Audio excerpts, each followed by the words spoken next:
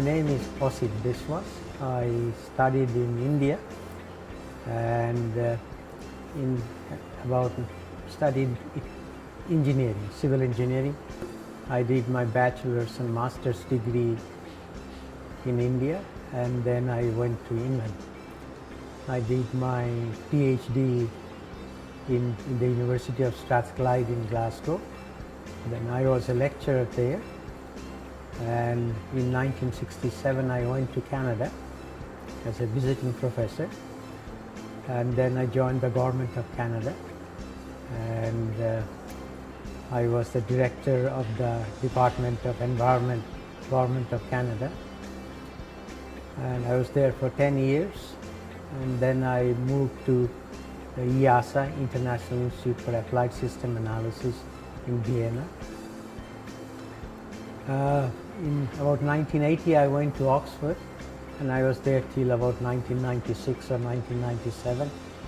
Then with Cecilia we started a center in Mexico called Third World Center for Water Management.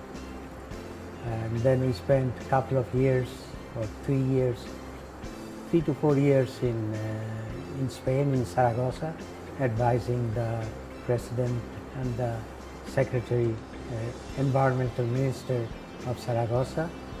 And then we have been in Singapore for the last 6 years, now as a distinguished professor in the School of Public Policy at the National University of Singapore. That is briefly my career. I think the encyclical that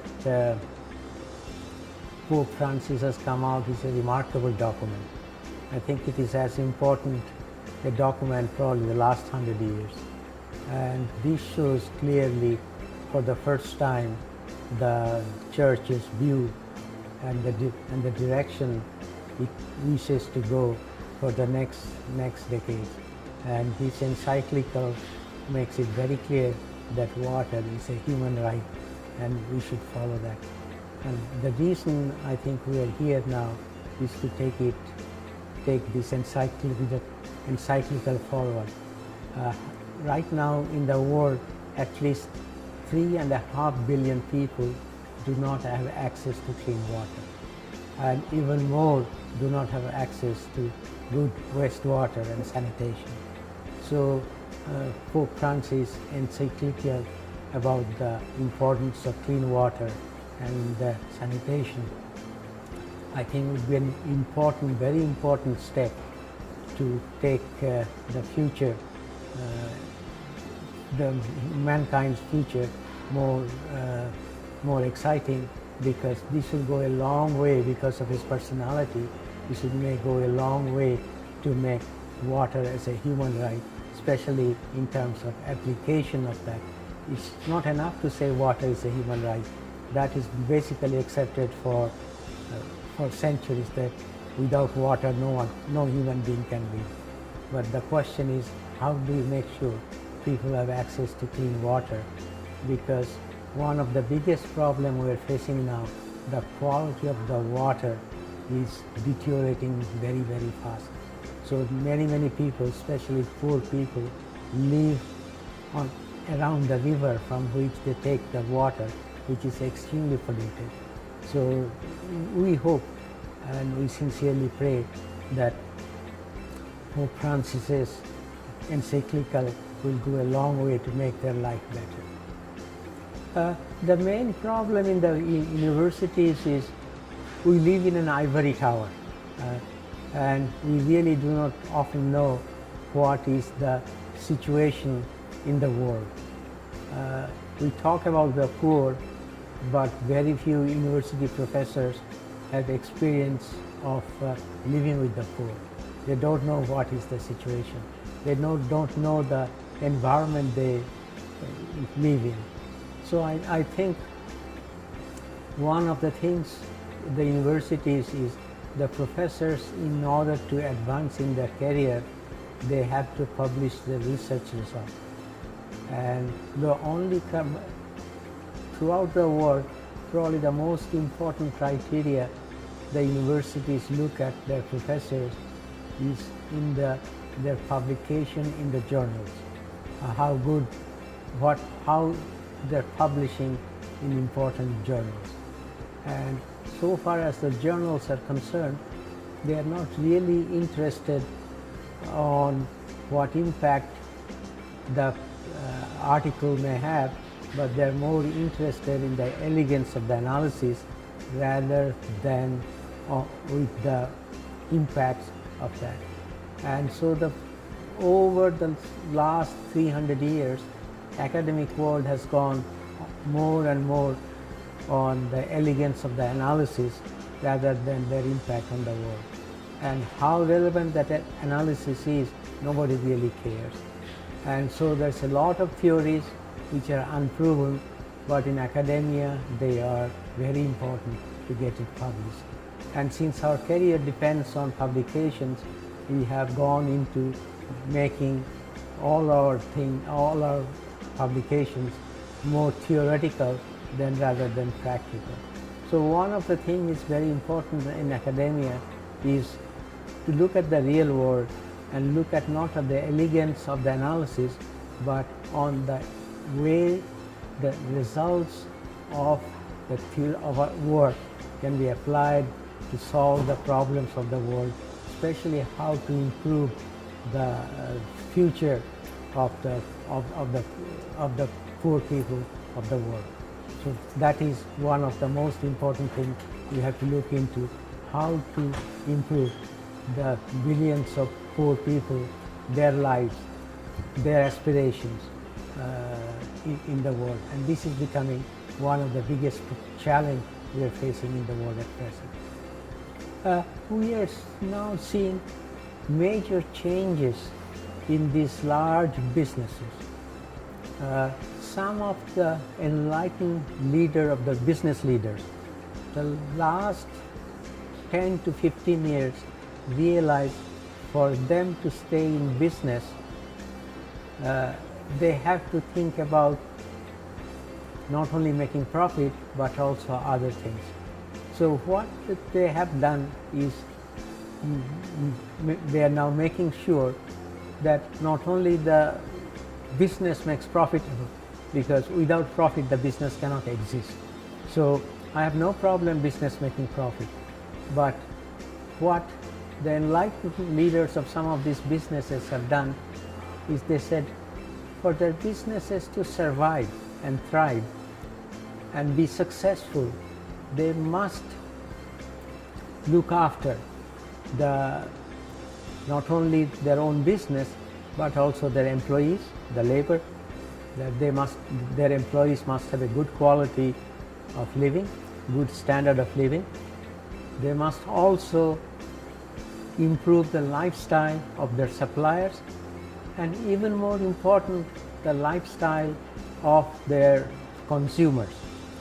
And the really good businesses also trying to see how they create value for not only at three levels.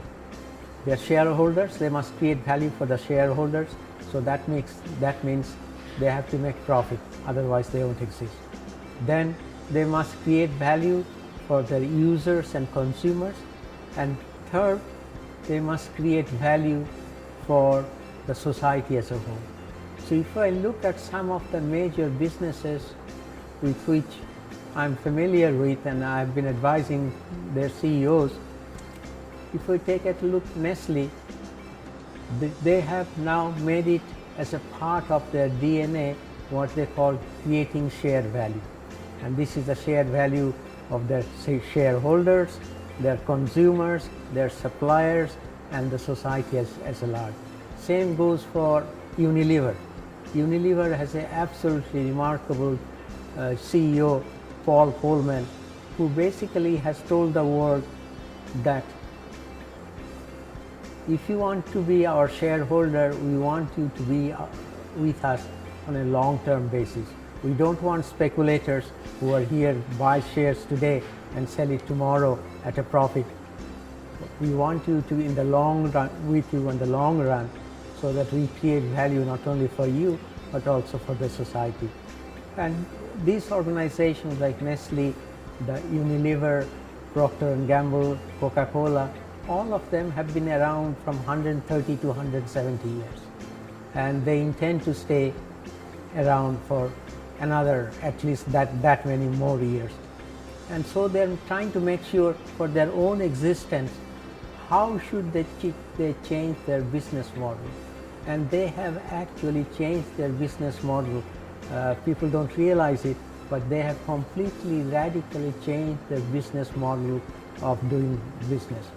So, and one of the things with all the four companies I mentioned, water is an important issue for them, both for their businesses and also for this idea of creating value for the society. One of the things both in academia and the world as a whole we have not realized is how much these large businesses are contributing to availability of water to the schools and their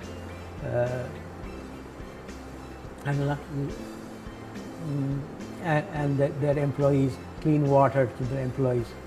If you look at Nestle or Unilever or any of these large, Coca-Cola, they and Procter and Gamble, there's at least thousands and thousands of schools where at their own, without any profit, they have provided to the schools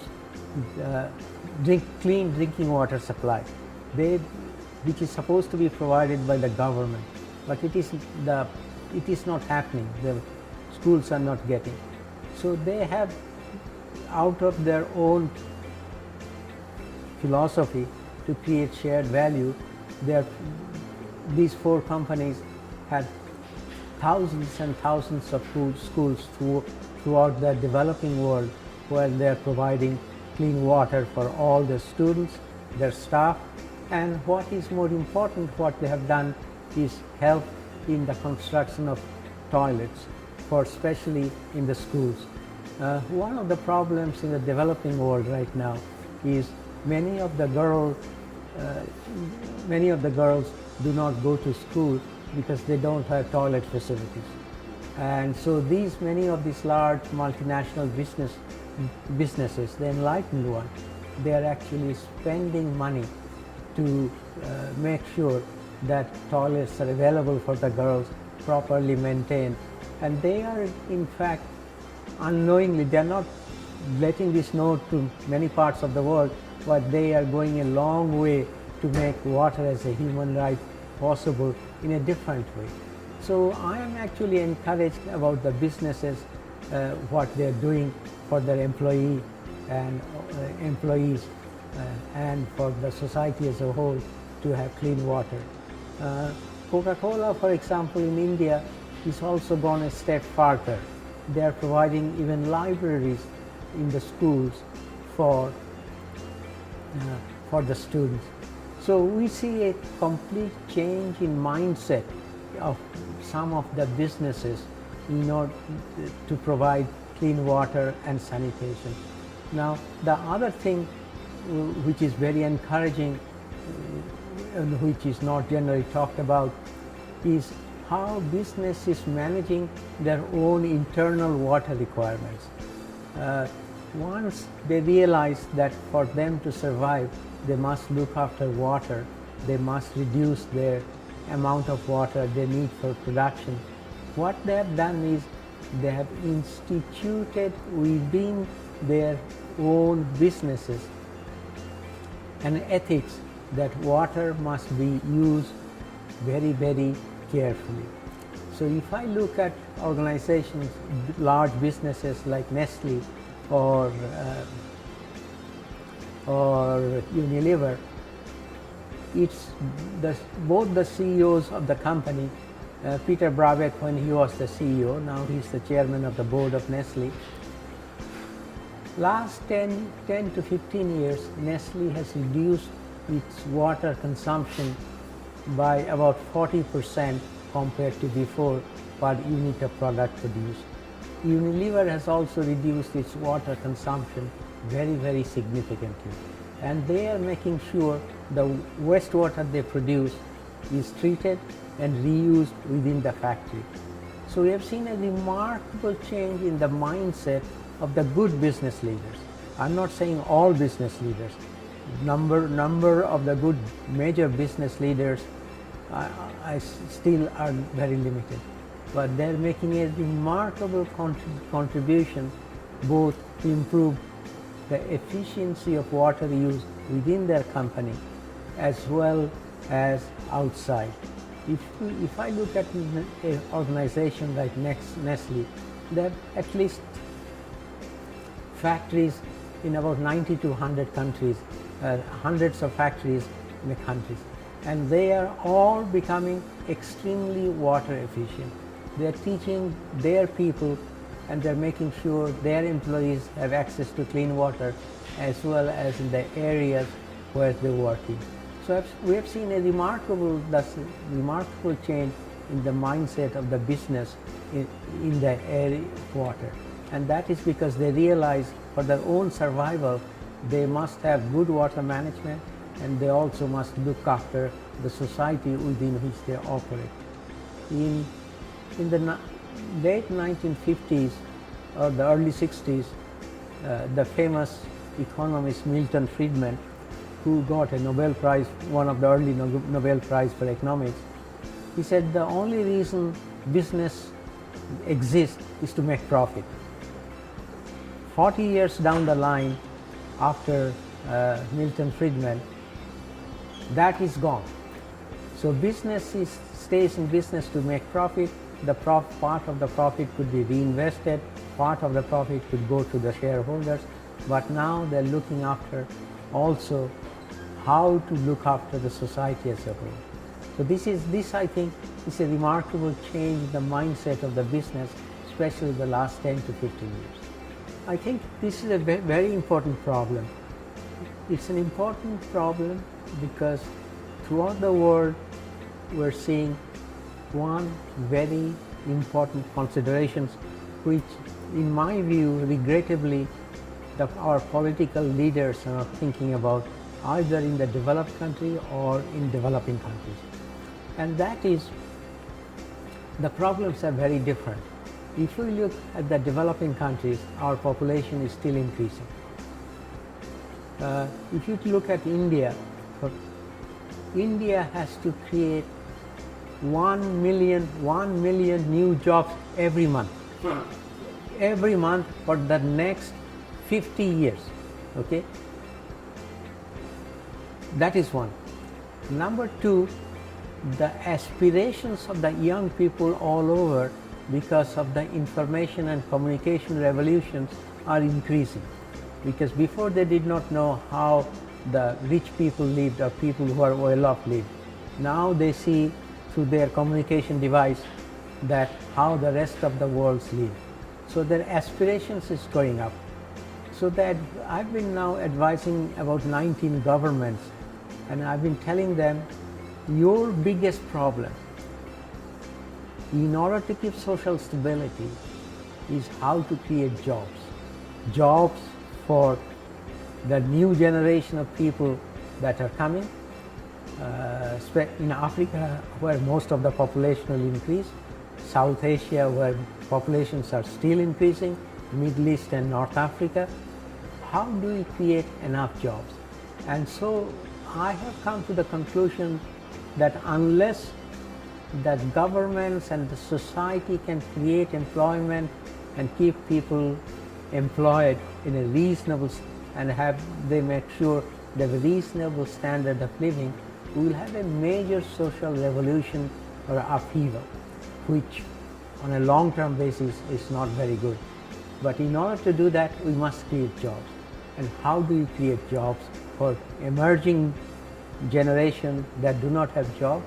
And what we are seeing is, with the artificial intelligence, AI improving so fast, if you look at some of the new factories in the developing world, they are advanced or even more advanced than in the Western world.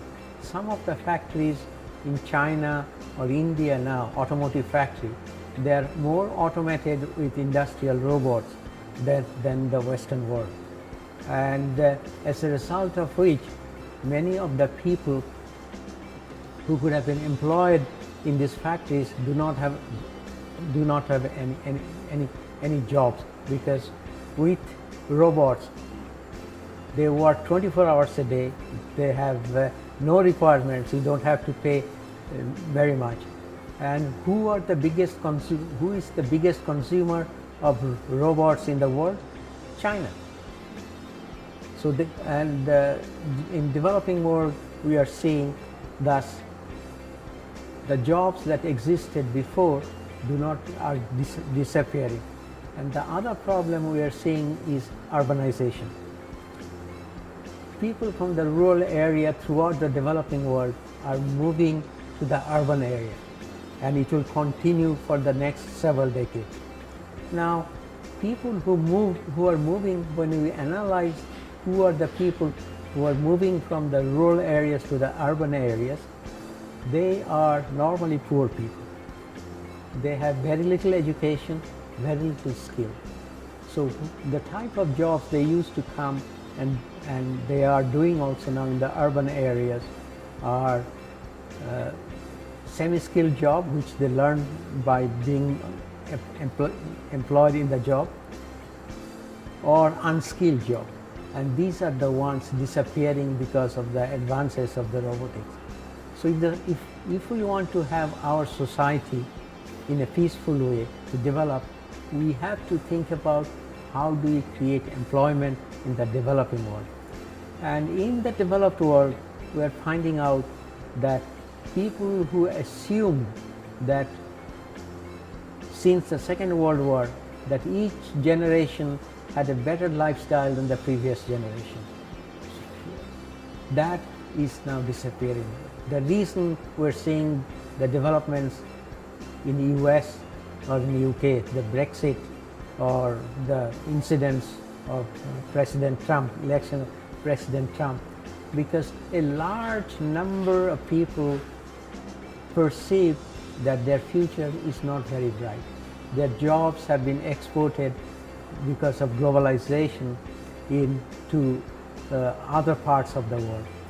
And what is happening is, because of the perception that the jobs are going to the other parts of the world, what is happening is people in the middle class, their quality of life is not increasing as before. This is the first generation we are seeing after the Second World War who are finding out that their lifestyle is going to be lower than their parents. Whereas in the past, it was always the expectation is your lifestyle will be better than your parents. So there is a complete upheaval in the social expectations, and people do not understand why this is happening. And so what is important in the future, in my view, how do the governments, how do the business, how do the unions can work together so that they can make sure the best enabling environment exists for employment creation. Government by alone cannot do that. In my view, business alone cannot do that. Unions alone cannot do that. So we have to, all three of them need to start working together to make sure existing people have employment, and the new generation of people at least have a similar lifestyle than their parents, but it should not be worse. If we can't have